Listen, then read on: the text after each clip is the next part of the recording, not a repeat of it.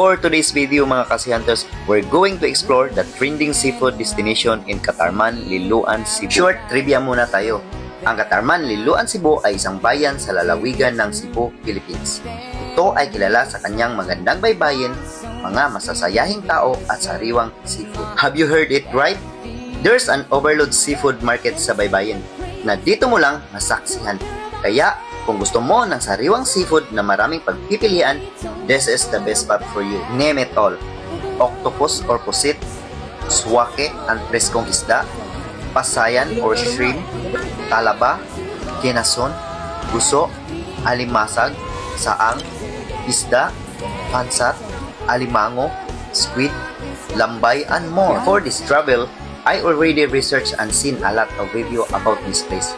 According to one of the video na napanood ko, napakaraming tao raw dito, especially weekend.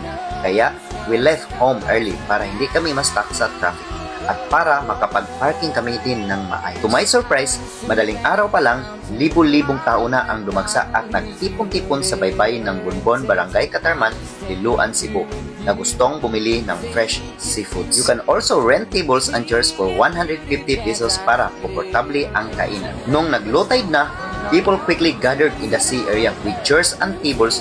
Doon na sila nag-take ng breakfast. Ma-amaze ka talaga sa sitwasyon ng lugar. Kasi kahit gaano kalaki ang area ng dagat sa harap, this was fully occupied with people eating together and letting ocean flavor melt in their mouth. You know what? Eating sea urchins is not just about the taste.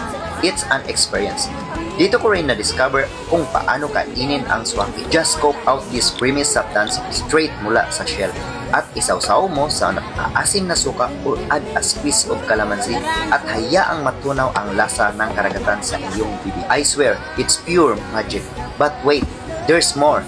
This seaside market isn't just about sea urchins. Masisiyahan ka rin sa iba't ibang seashell, sariwang seaweed at maging sa iconic ng lechon ng Cebu. I must say that this is truly a seafood paradise, perfect for family gathering, friends, and lovers foodie adventure. For me, it's like tasting the ocean best kept secret. If you are in Cebu or planning to visit, make this food trip a part of your itinerary. Trust me, it's worth waking up early for.